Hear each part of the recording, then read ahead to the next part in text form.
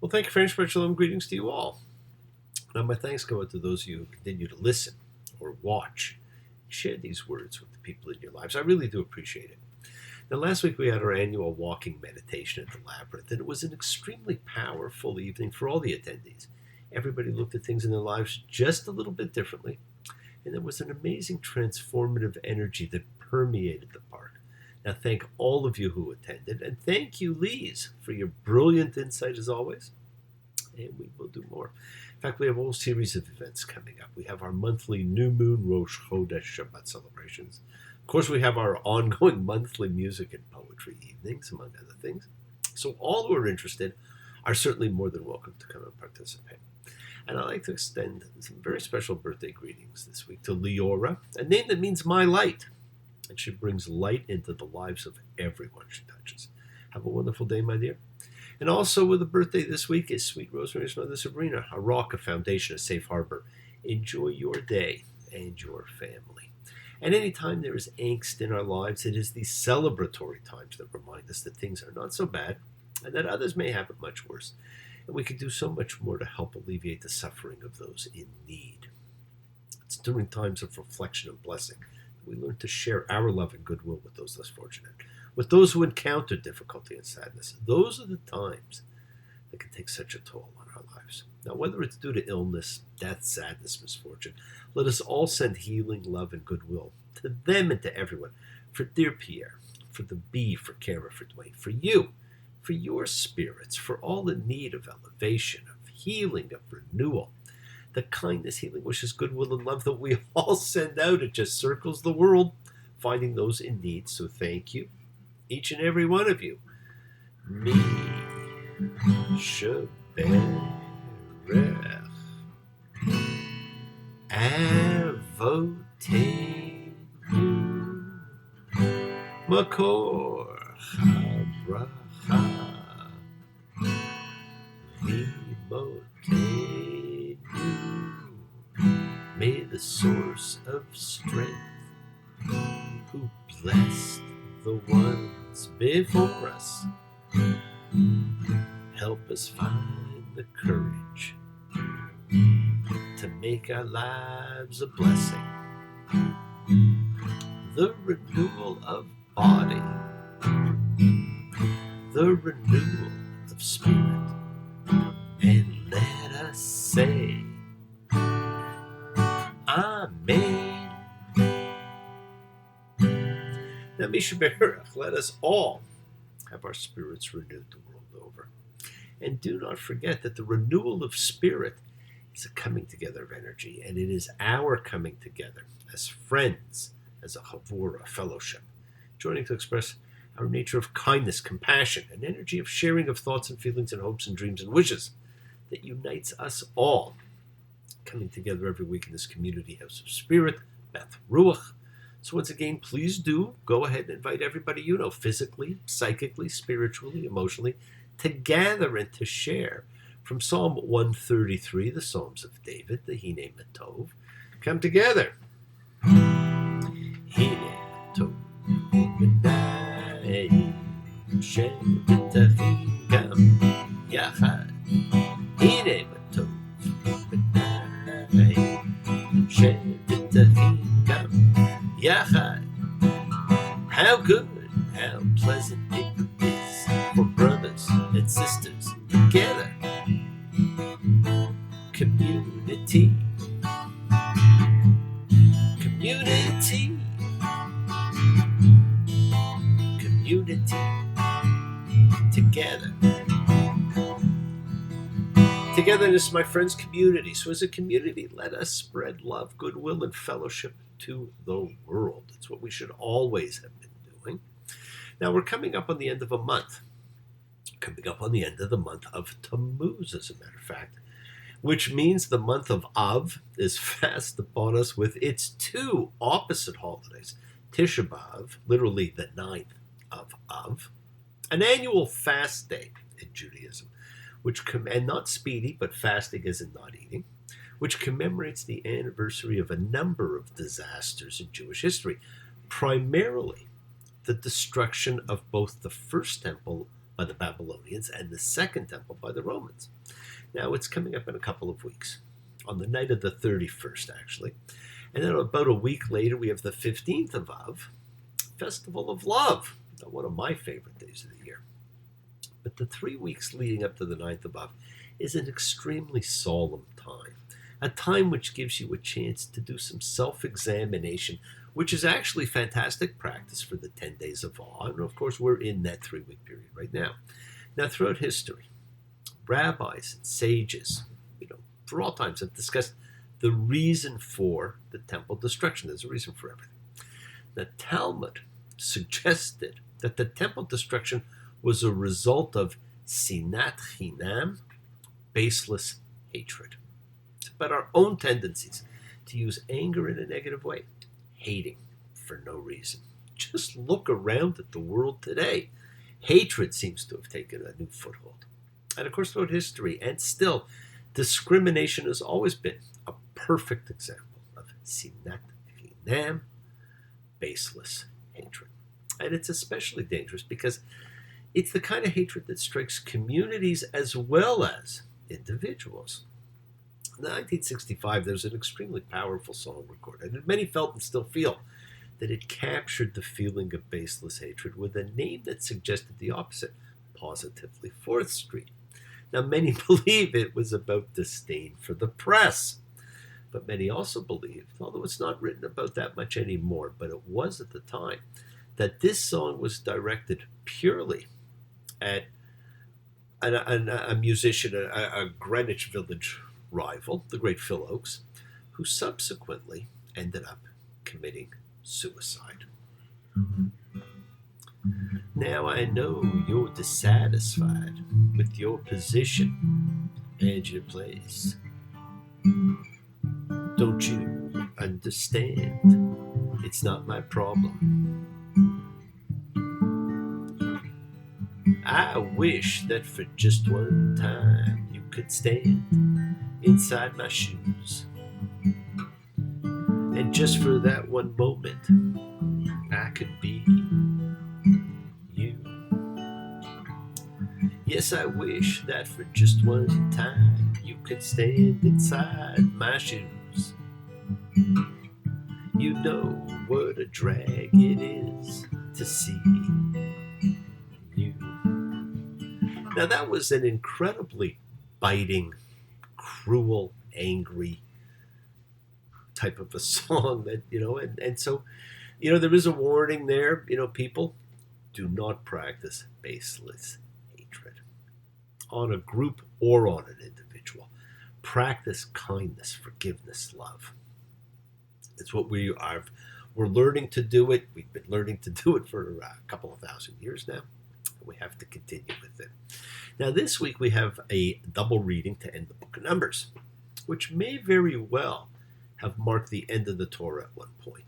This was the end of the journey, the end of the line. The people are on the precipice of the promised land, and the Torah ends without their actually moving across the Jordan River. It is seen, but not taken. Like ours, maybe we see our promised lands, but we're not quite there yet. Now, as is so often the case, we have a whirlwind wrap-up ending to one of the 5 books of Moses, and this one covers a lot in a little.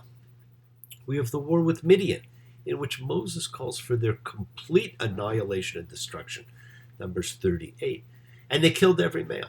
And the Israelites took the Midianite women captive and their little ones, and all their cattle, and all their livestock, and all their wealth they plundered. But Moses was furious with the commanders of the force because they did not kill everybody that he said to kill.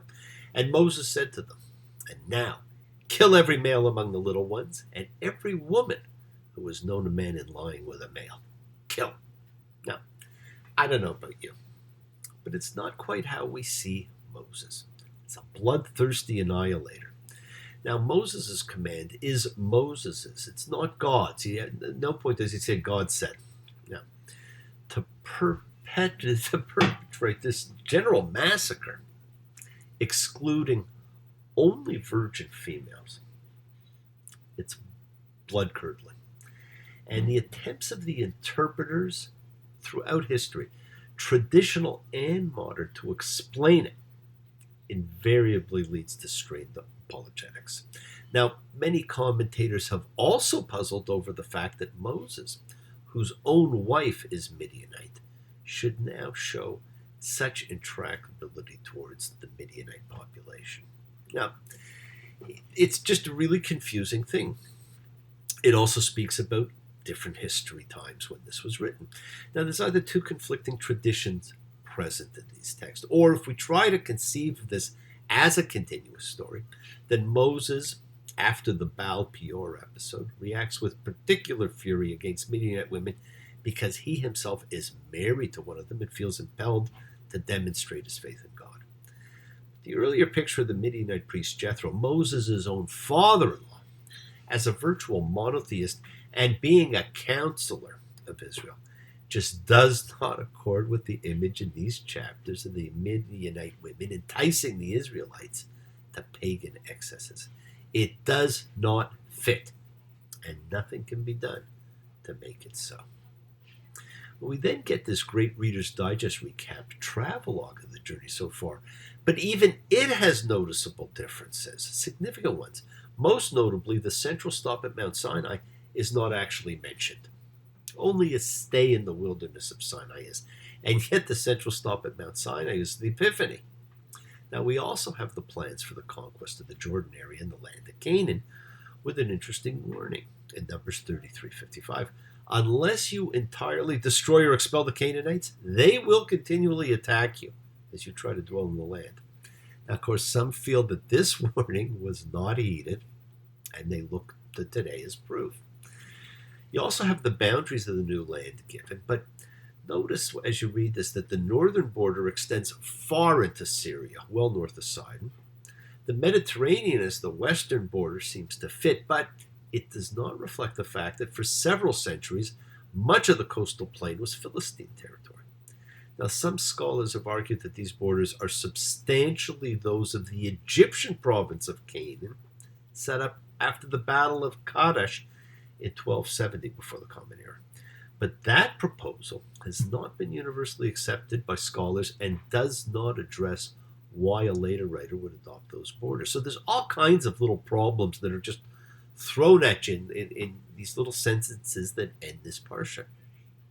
There's also a quick revisit to the idea and identity of sanctuary cities, and a return to last week's controversial topic, and believe me, it was really controversial, of female inheritance, with an interesting twist, almost an escape clause.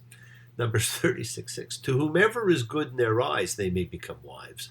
Only within the clan of their father's tribe must they become wives. Now the women, they can inherit, but they have to marry within their own tribe. Now in this interpretation of law, because from now on it's all interpretation of law, set the precedent that the phrase by the word of the Lord becomes the key phrase for all time, as the entire theology of legal interpretation that later will flow freely from the Talmud has every rabbinic ruling prefaced by Halakha LaMoshe mi Sinai, a law according to Moses from Sinai. That, my friends, is quite a collection to end this book, and to at one point end the Torah. But it is a section that begins with vows, a very interesting one. Numbers 32. Should a man take a vow or make an oath to the Lord, or take upon himself a binding pledge, he shall not profane his word. According to all that issues from his mouth, he shall do. Well, isn't that how we all should be? If we vow something, we should do it. Whether it's a vow to the Lord or not, the biblical word had extreme palpable weight to it. Ours should too. When we say we're going to do something, we should do it. Now, it's also odd because after mentioning men in just this one sentence, we immediately switch to talk about women and their vows. And after having seen women with rights, we see suddenly, well, maybe they have none here. Even their vows can become their fathers or their husbands. Before marriage, a woman's vows may be annulled by her father. After marriage, they may be annulled by her husband. Now, but then just to confuse things a little bit more, we've all grown up with, Yom Kippur and Kol Nidre, an Aramaic term meaning all vows, which is sung to usher in Yom Kippur and removes our vows. Well, how do these fit? Well, Kol Nidre had a special purpose. It was not always part of the Day of Atonement. It really became so during the period of the Iberian Conversos, when those forced during the Inquisition to give up Judaism in favor of Catholicism could, in effect, renege on their vow. Right? And that's what that really was about. Well, that wasn't too good.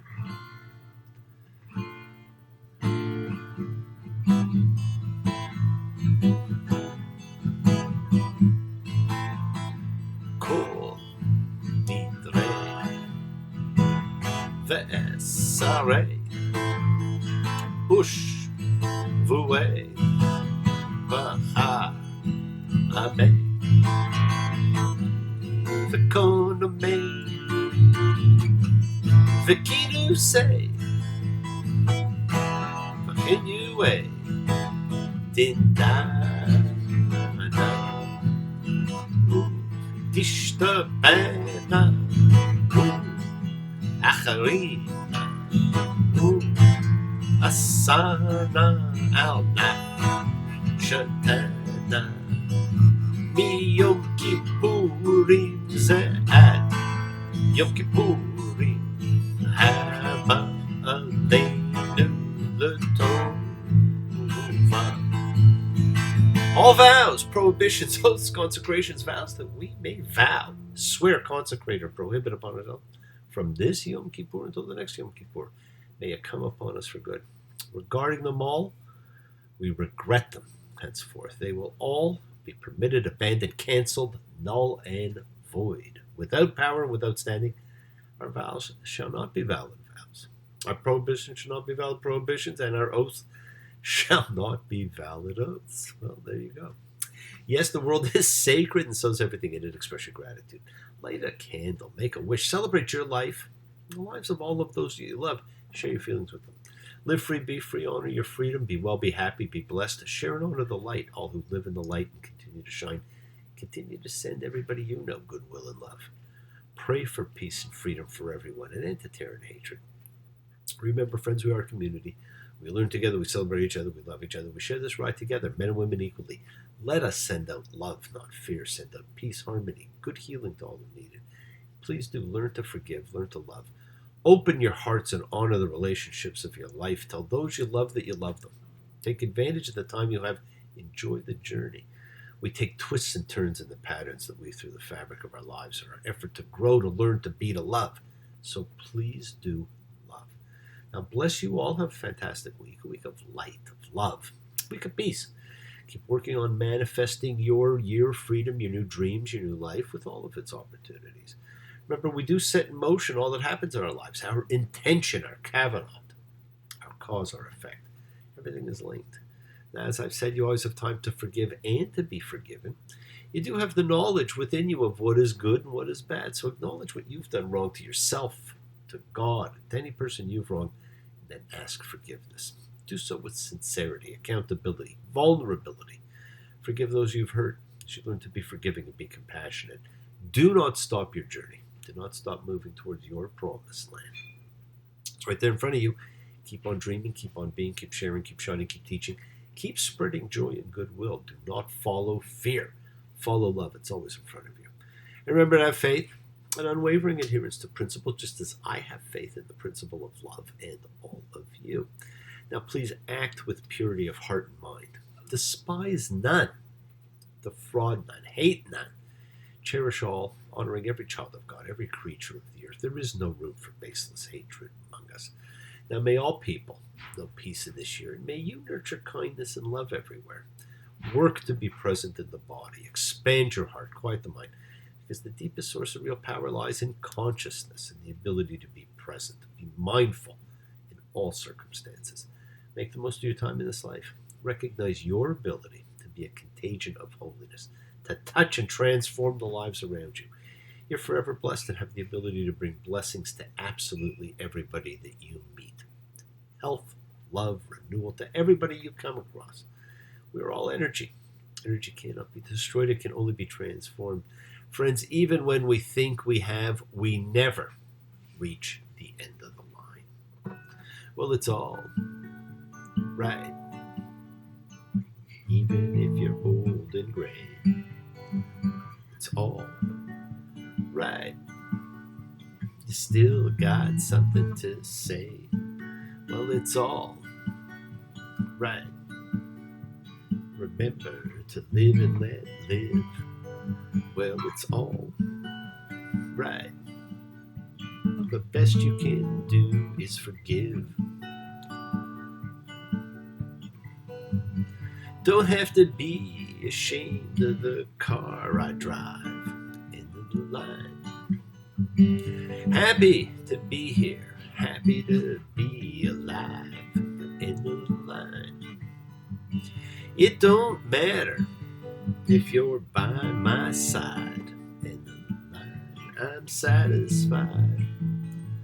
Start practicing forgiveness now, my friends. It is the mechanism that brings peace and happiness. It makes you one with the energy of all that there is. And there will always be someone by your side. I will always be there by your side. Friends, enjoy life. Spread the blessings you have been given. Embrace love, not fear. Forgiveness, not anger. The great lesson of life. Be there for someone because someone is always there for you, whether you know it or not. Be happy. Be healthy. Be helpful. Be kind. Be loving. Until next time, Shabbat Shalom. Blessings to you all. I look forward to seeing you again. Take care. Bye.